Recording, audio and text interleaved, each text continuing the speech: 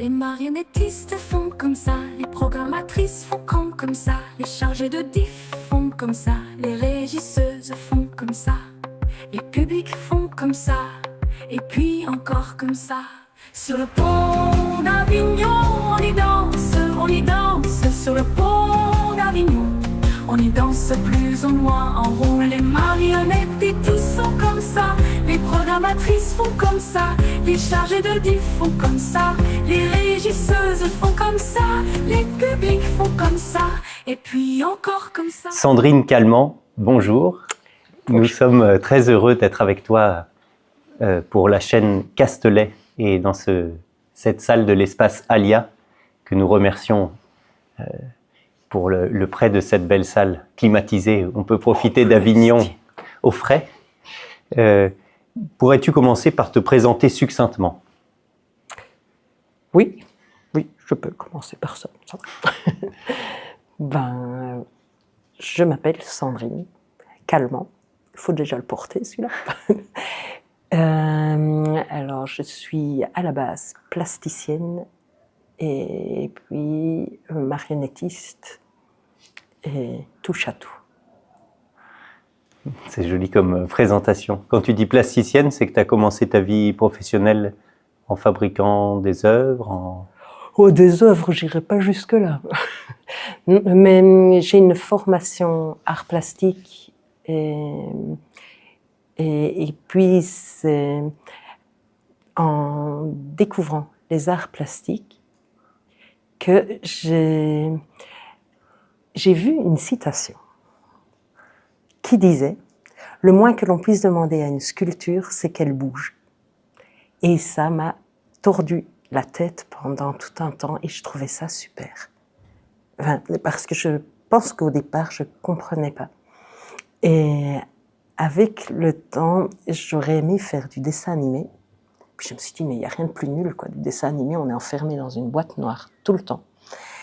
Et tant que je peux marcher, autant faire quelque chose où je peux bouger. Et puis je suis tombée à la marionnette, qui pour moi est vraiment très similaire au cinéma d'animation. Et là, en faisant la marionnette, j'ai eu cette réponse à le moins que l'on puisse demander à une sculpture, c'est qu'elle bouge. Et du coup, tu es arrivé, c'est quoi le premier contact avec la marionnette? Oh, alors d'abord, c'était jouer à fabriquer. C'était fabriquer, puis j'ai commencé à travailler pour de la marionnette traditionnelle en bois, en guignol. Marionnette à gaine? Oui, on a des... on devient costaud. Et j'ai trouvé ça très très chouette parce que c'est très proche du corps. Ça a beaucoup de réactivité et ça prend notre parole, donc on n'a plus rien besoin de dire. C'est elle qui va parler.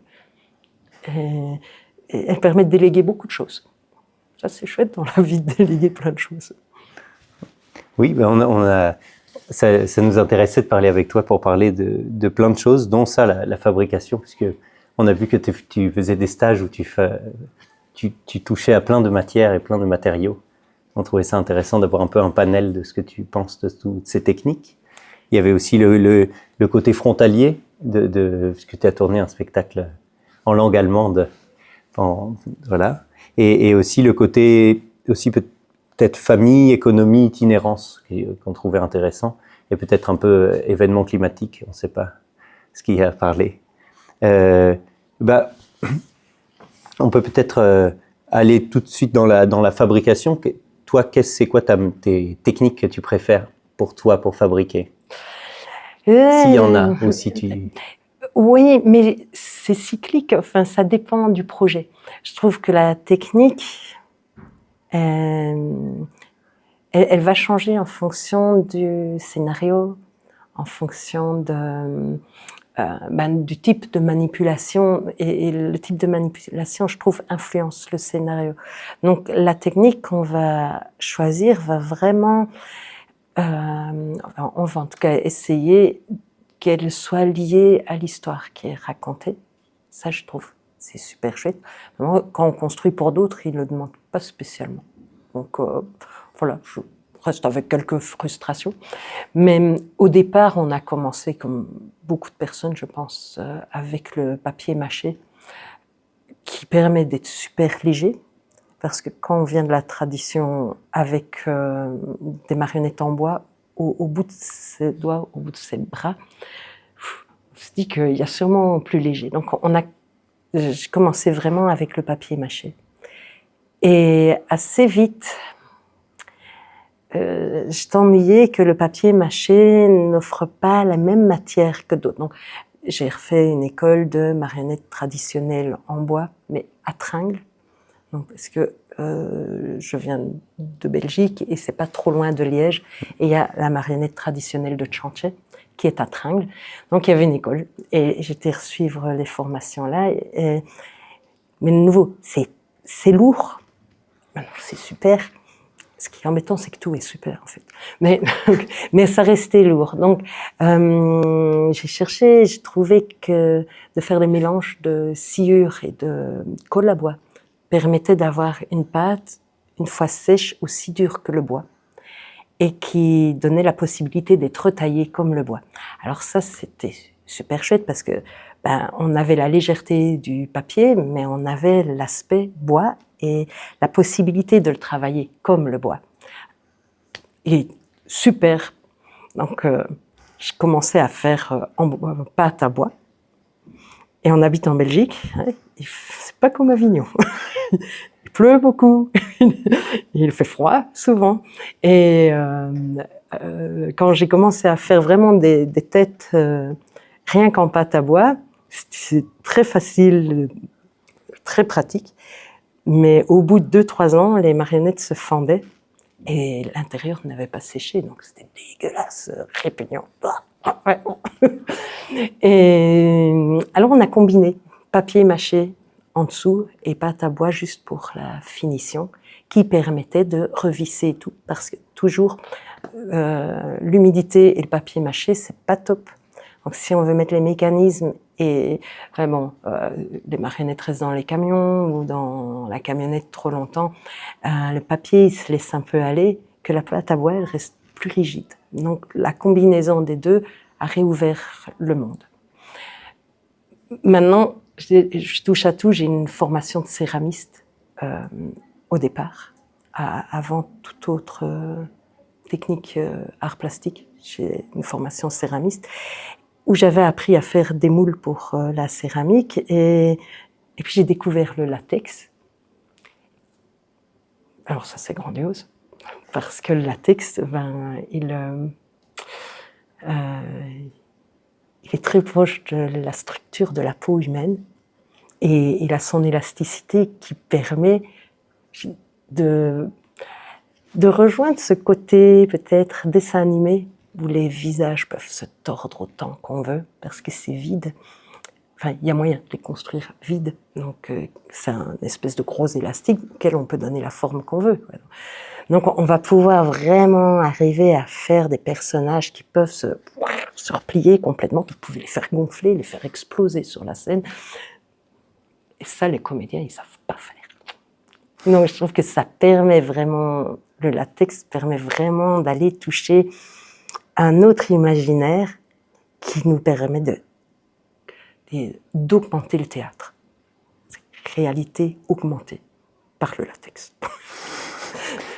Après, en céramique, j'avais appris à faire les moules et donc j'avais besoin pour un spectacle d'un personnage qui se réplique plein de fois.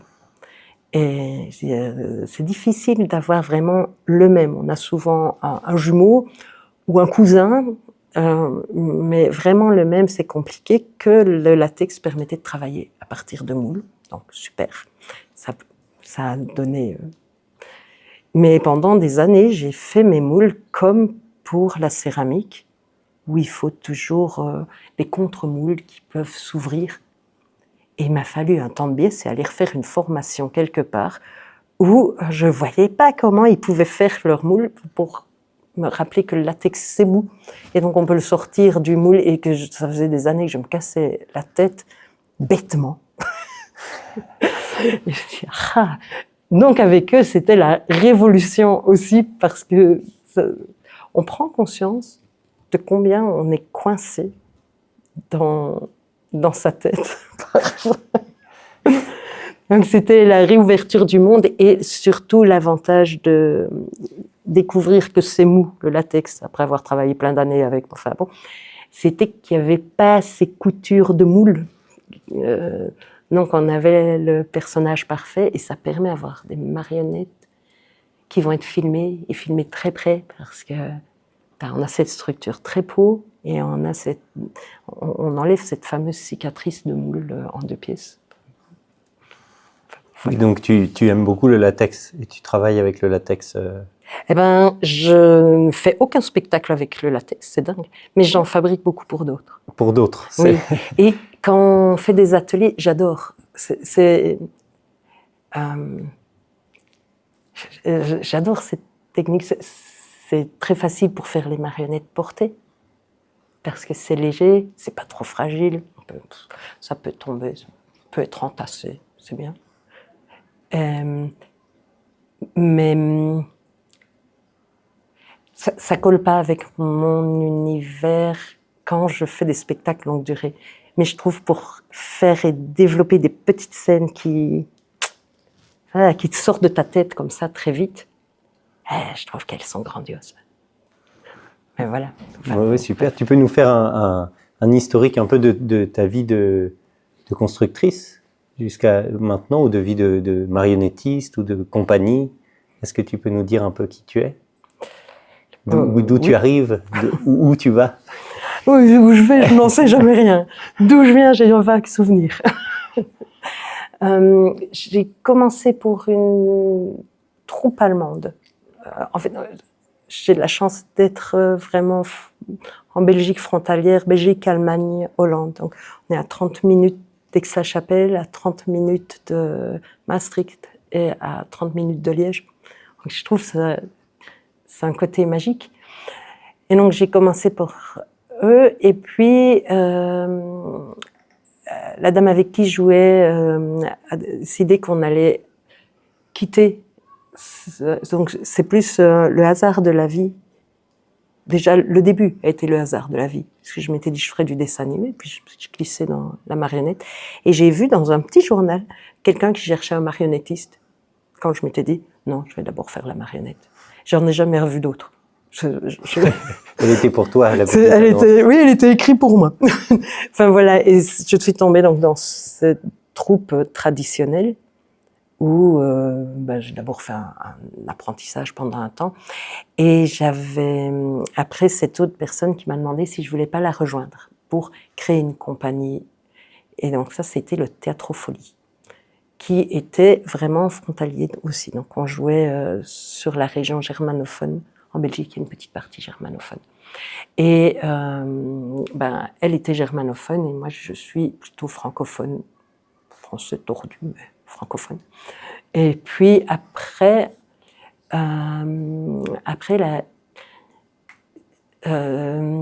j'avais un petit souci dans les scénarios où on n'était plus en accord. Mais en Belgique, il existe pas vraiment d'école pour la marionnette. Il y en a une sur Mons, mais c'est plus la construction, et moi j'aurais bien aimé les deux. Donc j'ai repris des formations, j'ai repris au conservatoire le théâtre, si ça peut toujours servir. En Allemagne, j'avais trouvé un cirque, je me dis, ça peut servir aussi. Et puis alors, j'étais faire des formations, mais les formations courtes sur Charleville. L'été, les formations d'été. Oui, oui. Et qui n'existent plus. Ouais. Oh, c'est dommage, parce que franchement, c'était super bien.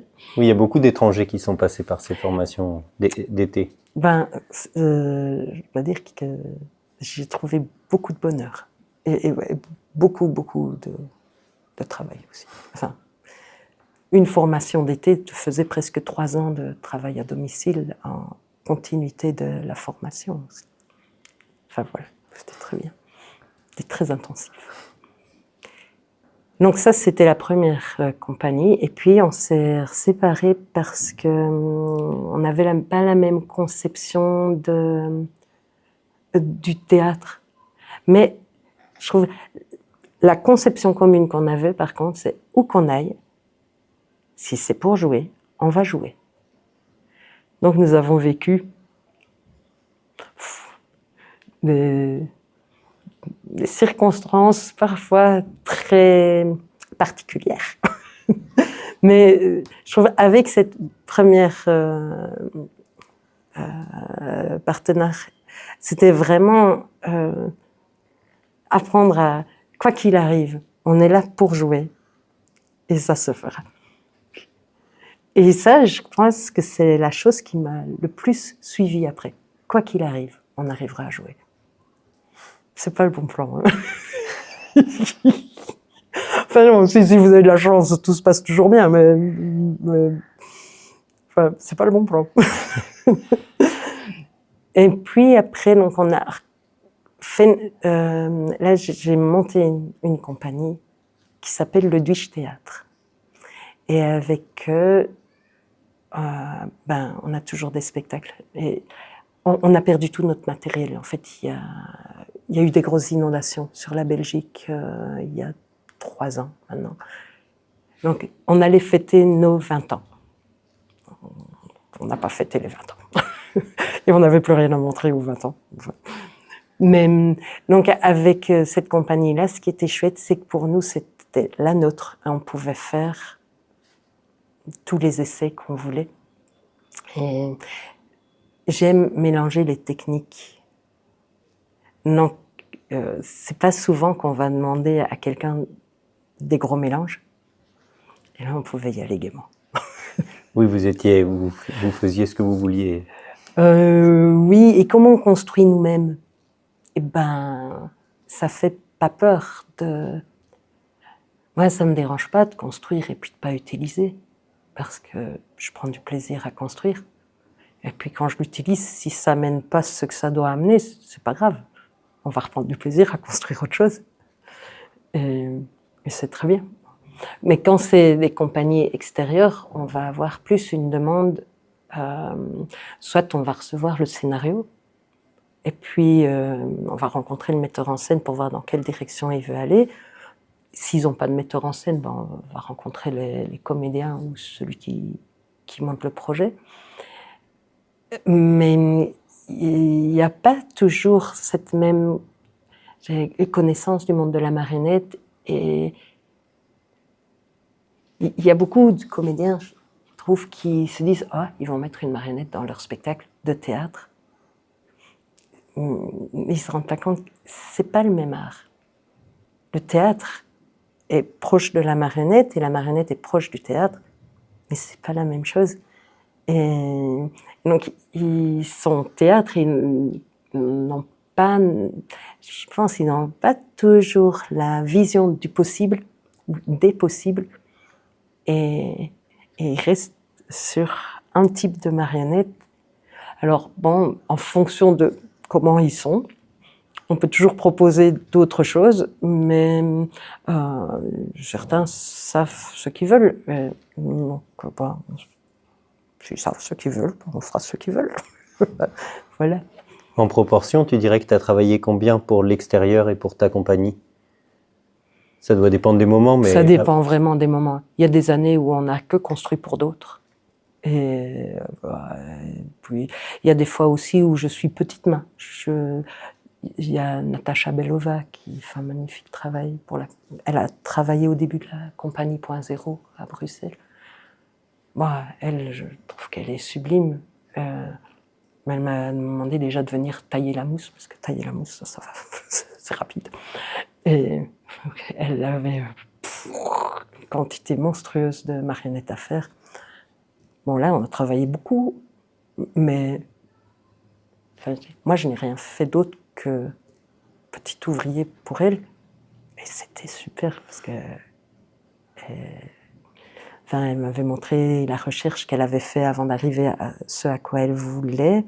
Enfin, elle ne savait pas encore trop, donc elle me demandait de faire quelques têtes de marionnettes avec elle parce qu'elle avait une idée qu'elle ne savait pas encore trop.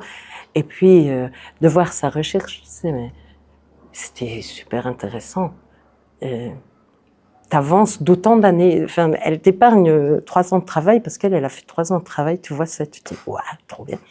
Et puis, ce qu'elle avait demandé, tout compte fait, le metteur en scène préférait autre chose. Donc, hop, voilà. Mais ça, c'était super chouette. Ça prenait beaucoup de temps, mais c'était très bien. Et j'ai beaucoup travaillé pour la compagnie Fiat en Allemagne aussi. Donc, j'ai beaucoup construit pour eux. Et quand ils demandaient de construire, je sais que pour un spectacle, c'était Till Eulenspiegel, Till l'Espiègle, médiéval. Alors ça, c'était trop bien. Parce que c'était pour Heinrich. Il manipule, et c'est le directeur de la compagnie. Et comme il manipule vraiment bien, il aime bien avoir plein de sortes de marionnettes, parce que je pense que ça fait partie de pouvoir montrer son expertise aussi. Et c'était trop bien, parce que là, on partait dans tous les sens, mais je crois qu'il avait prévu une 20aine de scènes. C'était sûr que ça allait complètement déborder dans le timing. Mais chaque scène, je trouvais, était bourrée de créativité. Et moi, je devais juste construire des éléments. Et donc, on pouvait toucher à toutes sortes de manipulations. Une qui m'a fascinée, pour laquelle je me suis cassé la tête longtemps. Et il y a une scène dans Till l'Espiègle où il y a Till et le boucher. Et il voulait garder, il manipule seul, il voulait garder les mains libres pour pouvoir avoir la marionnette et une main. Mais il y avait 2 personnages. Et donc l'idée, c'était d'avoir une marionnette dans laquelle il ne glissait surtout pas sa main pour pouvoir échanger très vite. Et la marionnette parlait, et puis hop, il échangeait, et c'était l'autre marionnette. Donc il fallait une marionnette réversible. Bon, voilà. Et chaque scène, là, prenait beaucoup de temps, parce que la marionnette réversible, misère. Avec le costume qui devait pouvoir se retourner, la coiffure et tout. C'est super chouette, ça prend plein de temps. Mais au moins, c'est... on redécouvre le monde. Donc, en proportion, je pense qu'on a quand même plus travaillé pour nous, parce que chaque fois qu'on se pose une question technique, on n'oserait pas essayer ça pour quelqu'un d'autre. Donc, je dirais que c'est plus 2 tiers de travail pour nous, 1 tiers pour l'extérieur. Et du coup, c'est avec cette compagnie que tu es là à Avignon en juillet 2025 pour ce spectacle La Boule Enchantée que tu joues à la Cour du Spectateur. Est-ce que tu peux nous parler un peu de ce spectacle et du trajet qu'il a eu jusqu'à maintenant? Oui. Alors, ce spectacle, Heinrich est venu me demander si je voulais bien jouer dans son futur projet. Et son envie, au départ, était de faire un spectacle où la marionnette serait construite en cours de spectacle. Donc, c'était vraiment l'idée de départ, je pense, qui a fait qu'il a demandé si je pouvais jouer. Parce que tu pouvais et jouer et construire. Et jouer et construire. Et puis, chez Fiat, dans Fiat Théâtre, chez Fiat, il y a Robert qui est le technicien. Je le recommande à tout le monde, c'est un ange gardien. Robert, c'est la solution à tout. Robert, il avait une envie, en tout cas, c'est que dans les différentes possibilités du spectacle, on essaye au moins une fois avec du sable et le tout filmé et reprojeté. Donc, comme il est le technicien et qu'on allait commencer les répétitions, il avait installé quelque chose d'assez empirique pour qu'on puisse au moins essayer. Et la chance dans ce projet-là, c'est que le musicien, donc Jean, était là dès la première répétition. Alors, le grand luxe, quoi, parce que Jean, il est le dieu de l'improvisation aussi. Ça c'est du grand luxe jusqu'au bout, parce que comme chaque fois que ça dérape, une production grand luxe. Mais, c'est petit moyen, mais ça, c'est vraiment un grand luxe. Et pour ma conception de la marionnette, c'est hyper important. Parce que je trouve que la musique et la lumière font presque tout. Et la marionnette, c'est la petite cerise sur le gâteau. Mais enfin, donc, d'avoir la musique dès le départ, c'est super. Et dans les essais, donc pour ce spectacle, on a commencé les improvisations un peu dans tous les genres, juste pour essayer des choses. Et Heinrich avait un canevas d'idées d'histoire. Et donc, chaque fois qu'on essayait quelque chose, on faisait des introductions à cette histoire, parce que si moi je n'ai pas quelque chose qui tire, je sais franchement pas quoi faire, donc je fais rien. Et là, on a essayé des intros au hasard. Et quand on a essayé avec le sable, l'avantage, c'est que tu as la musique, tu fais, et la musique guide ton rythme, et tu suis la musique. En tout cas, moi, je pensais que c'était comme ça. Tu suis la musique et tu laisses juste aller. Et enfin, Heinrich, il est très stressé. C'était très drôle parce qu'il commençait, il répète comme ça. Voilà, on va essayer quelque chose, toi en allemand.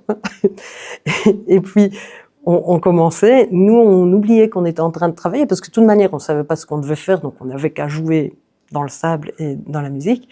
Et puis, ça démarrait, et en fait, c'est hyper apaisant de dessiner dans le sable, avec une musique en plus qui colle toujours à ce que tu fais. Et on retrouvait chaque fois Heinrich comme ça. C'est trop beau. Complètement apaisé. Donc, on avait, pour faire des intros de plus ou moins 3/4 d'heure, comme on devait faire un spectacle de 40 minutes, on allait quand même ajouter des petites choses.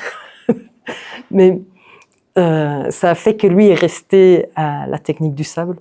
Je crois d'abord parce que ça l'apaisait énormément. Et tout s'est construit relativement rapidement, enfin, hein, avec ce que la marionnette demande comme relativement rapidement, mais parce qu'on pouvait, on va essayer cette scène-là, on lisait plus ou moins ce qui s'y passait, et on essayait de faire quelque chose, et tout de suite, tu as quelque chose de visible, donc très vite tu peux recadrer ce que tu as vu. Et alors le gros avantage aussi, c'est que dans la construction du spectacle, il y a du théâtre d'ombre en même temps. En fait, c'est du faux théâtre d'ombre, mais on utilise le sable, pas pour le dessin dans le sable, mais vraiment un peu comme de l'ombre. Et du coup, on rajoute des figurines d'ombre et des éléments de décor en silhouette. Mais on pouvait se dire, tiens, ce serait peut-être intéressant d'avoir un petit personnage là. Alors à la pause de midi, je coupais un petit personnage là, et puis voilà, petit personnage. Ah ben non, c'est nul, on ne prend pas. Et puis tiens, ce serait peut-être bien d'avoir telle chose. Alors dans la pause, tu coupes le petit truc et puis tu peux essayer. Ou quand on a dit trop de fois, ce serait peut-être bien que on faisait un break pour que je puisse couper quelques trucs et puis on pouvait essayer. Et ça, je trouve, c'est vraiment la complexité de la marionnette, c'est de pouvoir changer d'avis. Parce que si on fait construire par quelqu'un d'autre, on commande la marionnette, elle arrive, puis là que la marionnette fait autre chose que ce qu'on lui demande, alors soit on change l'histoire, soit on change de marionnette. Et là, on pouvait s'offrir le luxe de changer d'avis et d'essayer tout de suite et pas d'attendre que quelqu'un nous renvoie la marionnette modifiée. Donc ça, c'était de nouveau grand luxe. Et ça a fait qu'on a pu construire vite parce qu'on pouvait essayer presque tout le temps en temps réel. Et quand il y avait besoin de construction un peu plus sophistiquée, on arrivait toujours à la fin de notre session de résidence. Donc tout ce qui était petits mécanismes, je savais que j'allais faire des petits mécanismes. Bon, alors après, j'ai pas le même esprit que Heinrich. Je revenais avec mes petits mécanismes. Il y a des moutons dans l'histoire. J'ai fait des moutons qui... Ça s'est fait éjecter tout de suite. Je me suis cassé la tête, mais c'était pas grave. Pour arriver à voir le mouvement déhanché dans le corps, les bras qui partaient dans l'autre sens, la tête dans l'autre sens, c'était très intéressant. Mais ça n'a eu aucun succès auprès de lui. C'est recherche et développement, mais Ça ne finit pas toujours dans le Et spectacle. j'ai beaucoup aimé parce que le moment où j'ai dit « j'ai une super idée pour le final ». Donc, bon, d'accord, je vais ranger ma super idée. mais voilà. Et j'aimerais qu'on parle un peu de diffusion. Ce spectacle, il a beaucoup tourné en Allemagne. Comment ça se passe pour qu'un spectacle il arrive en Allemagne? Alors, nous, Pour notre public francophone qui nous écoute. Nous, c'est triché, parce qu'on est sur la frontière. La salle de répétition de FIT est l'ancien poste douane. Donc, il suffit de faire un pas, et paf, on joue en Allemagne. Alors, l'avantage, c'est aussi pour tester les spectacles. Les congés en Allemagne ne sont pas en même temps qu'en Belgique. Donc, on peut faire des séances d'essai à peu près tout le temps pendant l'année. Maintenant, on a de la chance. FIT est principalement germanophone, donc eux tournent principalement sur l'Allemagne. Et nous, notre question, c'est plutôt comment on fait pour tourner en France. Oui, là, vous et en êtes partie à Avignon, francophone. mais comment ça se passe, comment ça s'organise des tournées en Allemagne? C'est ça ma question. Il y a des festivals comme Avignon où on vient se produire, où les programmateurs viennent? Je sais qu'il y a il y a des bourses, des bourses. C'est atroce à vivre en tant que comédien. Alors, il y en a une sur Berlin où on peut jouer, si on passe une certaine sélection. On est allé jouer et sur 3 jours, je pense qu'il y a 54 spectacles présentés ou quelque chose comme ça, sur 3 jours. Et les programmateurs vont voir le plus possible. Alors, si tu imagines le nombre de spectacles par jour, ça fait qu'en fait, les spectacles se montent et se démontent. Les salles, quand on y est allé, il y a un spectacle d'un côté de la salle, un spectacle de l'autre côté de la salle, et un monte, il s'arrête le temps que l'autre joue, et puis quand l'autre a fini de jouer, il termine son montage, on retourne toutes les chaises, et puis il joue, et l'autre démonte pendant que l'autre termine son montage, et on sort au plus vite, et le suivant a déjà pré-monté dans le couloir. Donc les conditions sont pas trop... c'est dur à vivre. Et les programmateurs passent de spectacle en spectacle, mais ils ne regardent pas tout le spectacle. Ils rentrent et ils sortent pour pouvoir voir un maximum de choses. Donc je trouve que c'est ignoble. Mais les programmateurs aiment ce procédé? Ou ils subissent eux aussi, tout le monde subit? Je crois que tout le monde subit. Mais ça permet de faire... c'est du supermarché, quoi. Et donc vous êtes allé avec ce spectacle, vous êtes allé à Berlin? Oui. Et c'est ça qui a débloqué les dates ensuite, ou il y avait aussi... Non, mais il y a déjà avant, parce que il y a la région germanophone qui n'est pas très grande et qui n'a pas énormément de compagnies. Donc, FIT est reconnue par la région germanophone, donc elle a plus facile pour tourner, en tout cas en Belgique. Oui, ça c'est l'implantation locale. Et il y a l'équivalent un peu, donc il y a les Landes, et celui qui est vraiment frontalier a un système un peu parallèle pour pouvoir tourner en scolaire. Mais il faut rentrer dedans. Maintenant, comme on est frontalier, il y a les systèmes de taxation. L'Allemagne est assez compliquée pour pouvoir aller jouer. Donc, comme on est frontalier, on peut aller en Allemagne, mais il faut faire toute une procédure pour pouvoir éviter les surtaxes. Oui, les doubles taxations. Oui. Et vous êtes allé jouer aussi aux Pays-Bas ou non? Alors, on doit y aller l'année prochaine. On a un festival où on est invité. Donc tu vas apprendre le texte en flamand? En néerlandais. Le flamand et le néerlandais, oui. il n'est pas tout à fait le même, mais oui, en néerlandais. Oui. Il n'y a pas beaucoup de texte, ça va aller bien. Ça va aller. Et le côté flamand, en Belgique, est-ce que vous avez des échanges avec les Flamands? Il y a Neerpelt qui a aussi un festival, donc on va aller jouer là, mais pour le moment, on a joué beaucoup plus que prévu. Donc, et comme le musicien, il a d'autres projets aussi, et nous, notre compagnie, on l'a même mis en veille on joue encore un peu, mais on n'arrive plus à suivre. Et vous êtes quand même venu à Avignon pour jouer encore plus, c'est ça? On s'est dit que ce serait chouette de venir en France. Avignon, c'était la première version francophone. Quoi. On l'a essayé quelques fois et on s'est dit, oh là là, ça va pas aller. Donc on a rechangé la traduction. On se rend compte que le rythme des langues ne correspond pas du tout. Et déjà, la version ici, quand on va le jouer en Belgique, on doit changer la version allemande. C'est pas la... C'est des petites choses, mais c'est pas la même dynamique. C'est super intéressant de découvrir que... Je pense pour adultes, ça pose pas de problème, mais pour enfants, il y a une très grosse différence d'attente face à un spectacle. Et c'est impressionnant. Et vous avez eu une bourse pour venir ici à Avignon par la région, où vous êtes soutenu, ou c'est un investissement de la compagnie? D'abord, c'est un investissement de la compagnie et la chargée de diffusion a rentré des demandes de soutien pour pouvoir assurer derrière, parce que c'est lourd, Avignon. Oui, oui. Et sans équipe, c'est pas possible. C'est lourd dans tous les sens. Plus le climat.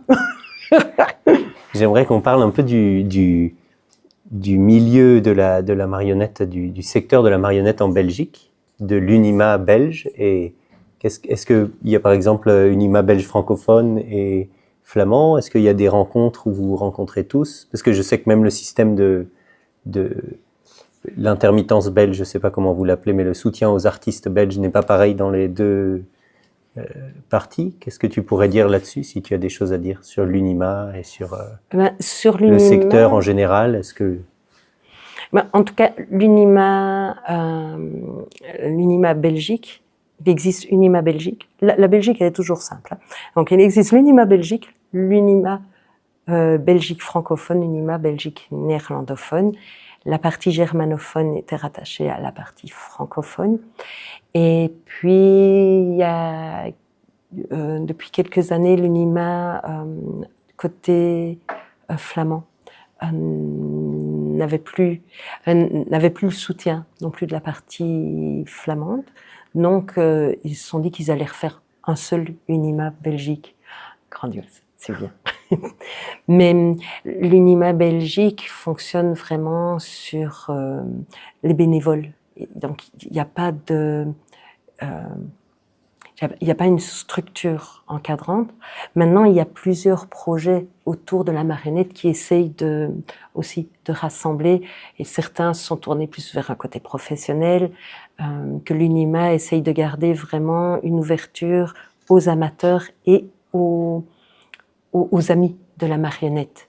À côté, il y a le groupe M qui existe, qui lui est plus avec un côté pour les professionnels de la marionnette. Et puis, il y a la maison de la marionnette sur Tournai. Mais voilà, il y a plusieurs initiatives. Tournai, je dirais, a un côté plus...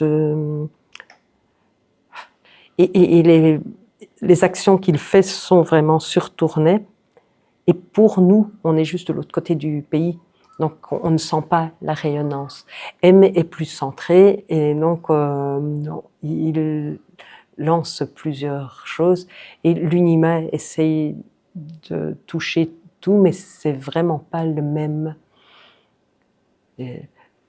C'est pas les mêmes attentes dans les différents collectifs. Oui, et toi, par exemple, tu es membre d'une de ces associations, à titre personnel ou à titre de compagnie? FIT fait partie de M. Et nous, on est dans l'UNIMA parce que j'aime cette démarche. Ici, on joue à la cour des spectateurs et je retrouve cette même idée de collectif plus bon enfant. Mais qu'on n'a pas besoin d'être professionnel, mais que c'est vraiment... On a d'abord besoin de bien aimer et pas d'avoir besoin de gagner sa vie avec ça. Ça me plaît. Oui, se retrouver autour de ça. J'aimerais comprendre si en Belgique, il y a cette même idée de création qu'on a en France. En France, on a une grande aide à la création. La création, c'est vraiment central dans les discours, dans les les dossiers, on fait des dossiers de création. Est-ce qu'en Belgique, il y a cette même réalité de création ou est-ce qu'on utilise plus facilement, on fait un spectacle Quels sont les termes utilisés? Est-ce qu'on copie la France en Belgique ou... On ne saurait pas parce que c'est trop petit et c'est trop complexe parce que c'est plus petit, c'est 3 langues. Mais l'aide à la création est complexe en Belgique. Je dirais la Belgique est toujours un peu spéciale, mais quand on démarre, c'est toujours très difficile d'avoir accès à quelque chose. Et quand on a fait ses preuves, alors les portes s'ouvrent. Mais on s'en fout, ça tourne. Voilà.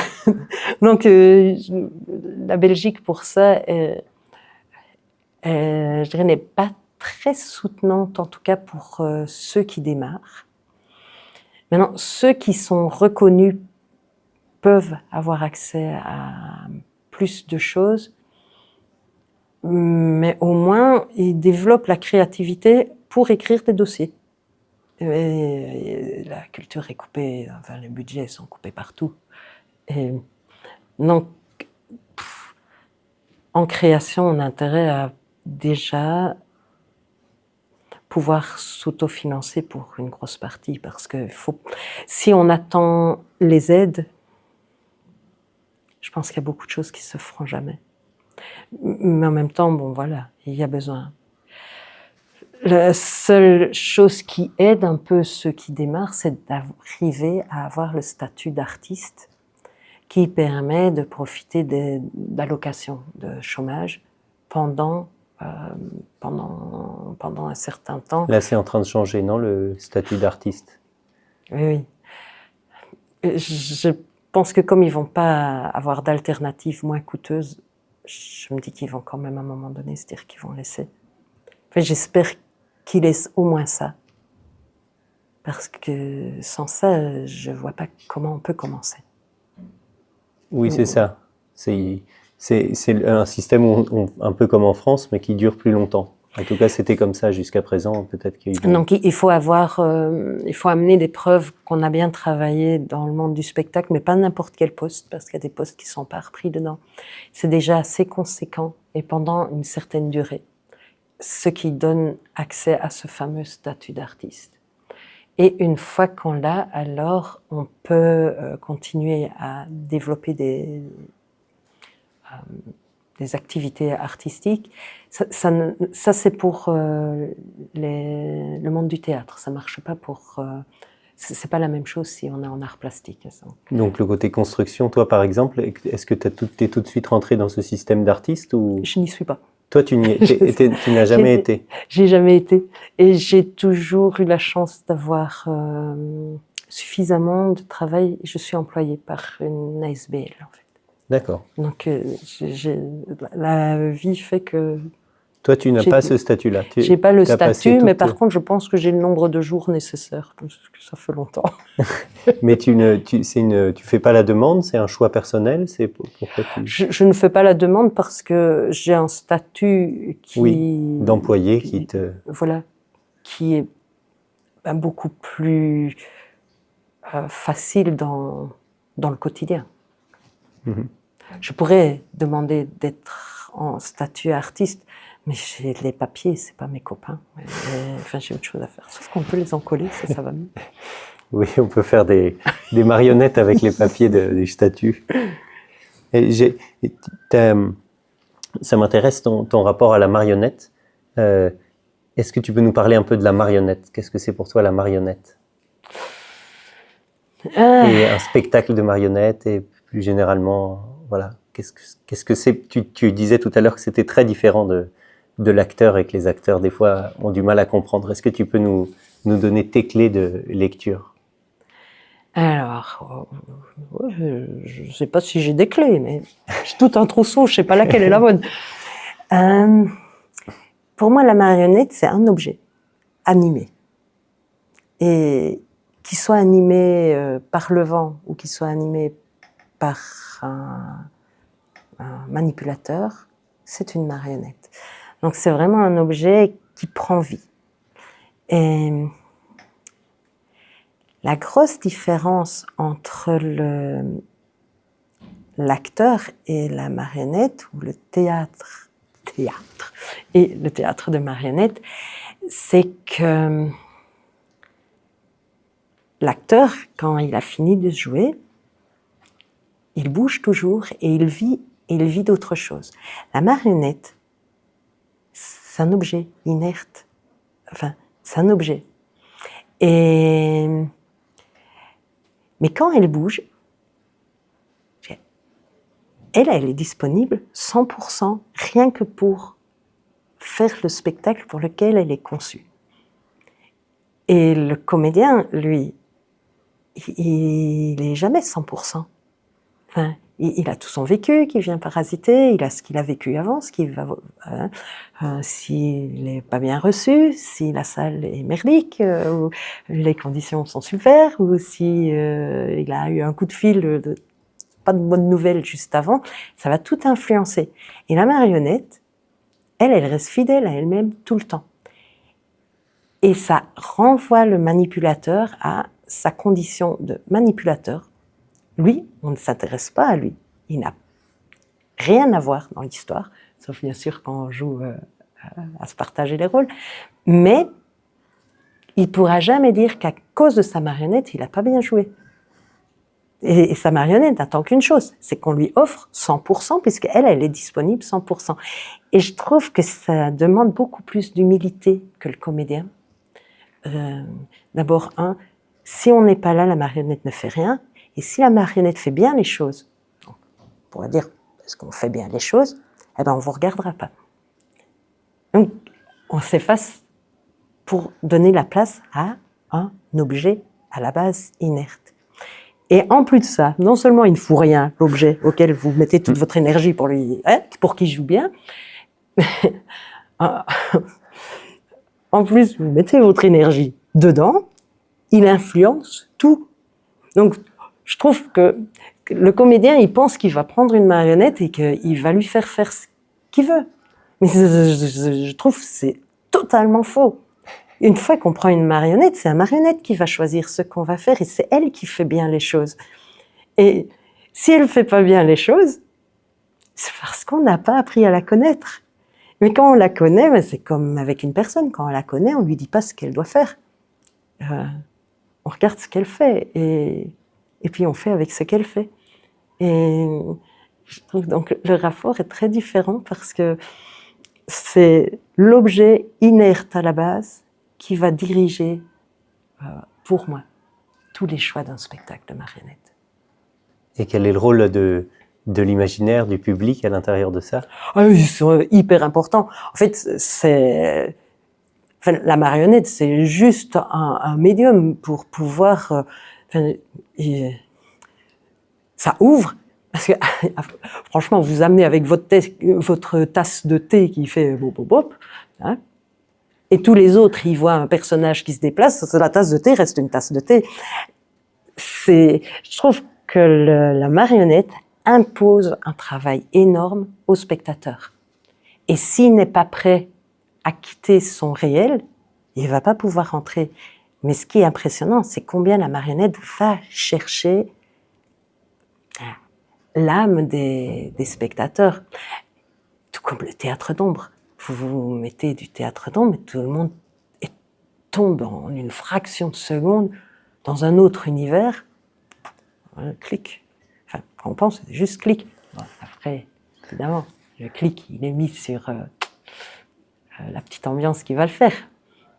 Mais vous n'allez pas choisir, enfin si, on va choisir, mais dans tout ce que les ombres proposent ou dans tout ce que les marionnettes proposent.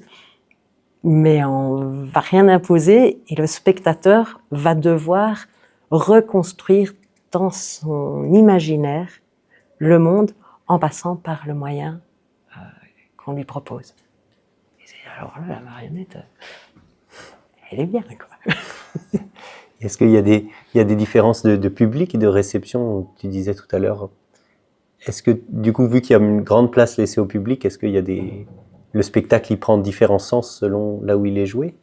Moi, je pense que oui. Après, plus le spectacle est précis, plus il va nous emmener, je pense, dans une même direction. Mais c'est ça. Et quand on le joue en Allemagne, et maintenant on est sur la France, c'est pas la même chose. Et en Belgique, c'est pas la même chose. Donc, je dirais le canevas est le même, les portes d'entrée ou le trousseau de clés, c'est pas tout à fait le même. Alors, ouais, on est quand même sur le même continent aussi, donc ça aide avec quand même un passé. Enfin, la Belgique n'existe pas depuis très longtemps, donc on a quand même les mêmes influences. On a eu l'occasion de jouer il y a longtemps sur Taïwan. On y restait 1 mois et demi. On était les gros biais. Ouais, bon. Je pense que les Belges manquent un peu de culture, moi en premier, mais on est arrivé là et un jour il y avait un spectacle qui se préparait en plein milieu d'une rue. Et on s'est dit, on va revenir quand ils auront monté, on va regarder. Et puis on repasse plus tard, toujours personne, mais ils avaient commencé à jouer. On va quand même faire le sympa, on va regarder un peu. On va regarder un peu. Ça n'en finissait pas. On ne comprend pas bien le taïwanais, de l'avouer. Et en fait, ils ne jouent pas pour le public, ils jouaient pour les dieux. On était un peu gênés d'avoir regardé après. Mais voilà, donc oui, c'est très très différent. Et c'est très intéressant. Les dieux ont aussi beaucoup d'imagination, c'est ça. Eux aussi voient le spectacle. Oui, eux aussi. Mais donc le rapport à la marionnette là-bas n'a rien à voir avec le rapport à la marionnette ici. Donc je pense qu'on doit encore changer de trousseau de clés. Mais bon, on a joué là-bas et c'était super intéressant. On a réduit le spectacle et encore réduit. Enfin, on a raccourci très fort. Ils nous ont dit on en demande trop. Et puis on avait dit on coupe les GSM avant de commencer. Ah non, on coupe pas les GSM. Hein, on coupe pas les GSM. Ah d'accord, on coupe pas les GSM. Bon, de toute manière, vu le trajet qu'on a fait, on va rester ici. Hein. Et c'est hyper intéressant de se dire peut-être que d'autres endroits, oui, mais là, non. Et oui, donc je pense que d'un endroit à l'autre, les clés doivent être très différentes. L'imaginaire aussi. Oui. Est-ce que il existe un statut de constructeur en constructeur de marionnettes? Est-ce que vous êtes fédéré au niveau du pays? Est-ce que pas vraiment? Non, pas vraiment. Et je trouve que dans la marionnette, ce qui est super mignon, c'est ce côté bricole où c'est dur de fédérer parce que je trouve que chacun a vraiment une autre approche. Et ouais, j'aime bien parce que ça donne. Je trouve, le comédien, il va aller prendre des textes tout faits, il va se mettre au service de son texte. Et la marionnette, il y a quand même beaucoup de personnes qui construisent eux-mêmes et qui jouent eux-mêmes. Et je trouve que c'est vraiment le reflet de l'univers de toute la personne. Et je trouverais très dommage qu'on commence tous à faire les... c'est chouette d'échanger, mais je trouve que c'est très chouette aussi de garder cette diversité et pas que tout le monde... Ah, mais ça, c'est un bon truc pour que ça tienne debout et tout le monde fait le même. Mais ce serait dommage. Enfin, la fameuse marque de soudure de la marionnette, tu dis, tu aurais dû la garder, jamais changer. Mais non, parce qu'elle m'embêtait pour plein de choses. Mais il y a eu pendant toute une époque où c'était le sacro-saint des croix pour les marionnettes à fil. Bon, là, ils auraient pu se les échanger, les infos, parce qu'ils les construisent pas de la même manière. Donc, de toute manière, ils n'ont pas besoin de la même chose, ils font pas les mêmes spectacles, ils n'ont pas besoin de la même chose. Donc, pour ça, on peut fédérer tout ce qu'on veut. Maintenant, on a des infos qui viennent de partout. Mais surtout pas tous prendre trop le même moule. Hein, même si on fait du latex, le même moule. Mais parce que ce serait... Mais j'ai l'impression que la marionnette, c'est un peu un sport d'équipe, mais avec toute la diversité, et ça la rend accessible à beaucoup plus de monde. On n'est pas tout nu sur la scène quand on est avec une marionnette. On peut... c'est elle qui joue. Je trouve que ça rend accessible à toute une série de personnes qui, je pense, n'iraient pas vers le théâtre, par exemple. Et c'est beau, quoi, toutes ces personnes-là, parce que souvent elles dégagent quelque chose de très intime. Et on a tout remis ensemble. J'ai peur qu'on abîme cette intégrité, cette intimité. De se rencontrer, c'est très chouette. L'Unima Belgique propose ça, des rencontres avec certaines personnes qui vont donner leur petit parcours de construction, des choses comme ça, mais comme ça, de façon informelle. Pas, je serais triste que ça devienne quelque chose de très rigide où un vient répandre son savoir. Non, c'est un échange. Il n'y a pas un savoir. Et toi, tu as donné des formations de construction en parlant de répandre son savoir. Est-ce que tu as fait des formations pour les professionnels de construction? Oui. Donc tu as répandu un peu ton savoir? Oh, je ne réponds pas grand-chose, je découvre. Oui, et c'est toujours le grand bonheur. Et on fait toujours construction et manipulation. Moi, je ne construis pas pour... je ne fais pas d'objets, je ne fais pas d'œuvres d'art. Je ne suis pas un artiste. Plasticienne, mais pas à l'origine, petit à petit. Non, même pas artiste plasticien. Je suis plus un artisan, ouais, plutôt un artisan parce que j'ai jamais un produit fini. C'est quelque chose en évolution et c'est pas grave de répéter plein de fois le geste. C'est un bonheur de répéter le geste. Et je trouve que le spectacle, quand on joue un spectacle, eh ben là, je me sens encore plus artisan, où on répète le même geste et c'est jamais le même. Et c'est quand même toujours porté par la même intention, ou presque la même intention. Et le jour où on change l'intention, c'est parce qu'on réajuste. Et hop, on bouge ça, et tout bouge. Mais c'est peut-être une fausse idée, mais pour moi, l'artiste, il est sur son piédestal, où il est exposé au Louvre et personne ne peut toucher. Et c'est l'œuvre parfaite. Et je crois, j'espère ne jamais arriver à l'œuvre parfaite, parce qu'alors, il n'y a plus rien à faire. Et ça devient un objet inerte. C'est plus une marionnette. Très bien. Est-ce que on va arriver à la fin de l'entretien. Est-ce que tu as des conseils à donner à des personnes qui voudraient, des jeunes ou moins jeunes, qui voudraient se lancer dans la marionnette?